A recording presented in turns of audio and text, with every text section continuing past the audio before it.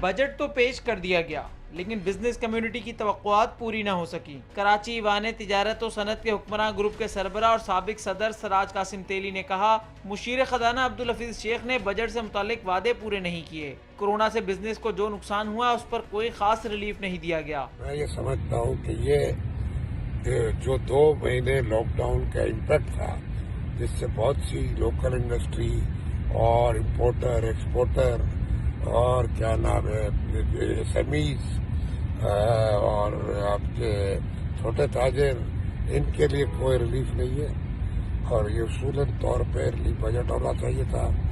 انہوں کو ٹیکسز کم کرنے چاہیے تھے، یوٹیلیٹیز کے لیے کم کرنے کا راستہ کرنا چاہیے تھا۔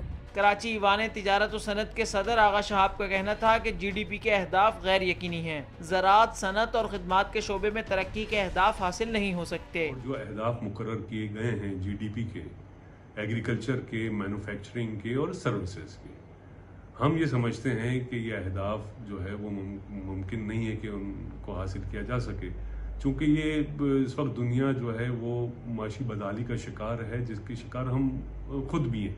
تو اہداف ٹھیک ہے آپ مقرر کریں، لیکن یہ اچیویبل نہیں ہے۔ کورنگی ایسوسی ایشن تجارت و صنعت کے صدر شیخ عمر ریحان کا کہنا تھا کہ حماد اظہر کے ٹیکس نہ لگانے کے دعوے پر سوالیہ نشان ہے۔ خدشہ ہے کہ منی بجٹ بھی آئے گا۔ اوور آل کوئی ایسی بڑی چیز، کوئی ایسا کوئی بڑا ریلیف تو ابھی تک نظر نہیں آیا، لیکن میں ذاتی طور پر سمجھتا ہوں کہ یہ بجٹ جو ہے یہ تو ابھی ایک دکھانے کا بجٹ ہے، ایک منی بجٹ بھی آئے گا جس میں جو ہے چیزیں واضح ہو جائیں گی۔ پاکستان اپریل فورم کے چیئرمین جاوید بلوانی کا کہنا تھا کہ ٹیکسٹائل ایکسپورٹ سیکٹر کی بیشتر تجاویز کو حکومت نے نظر انداز کر دیا۔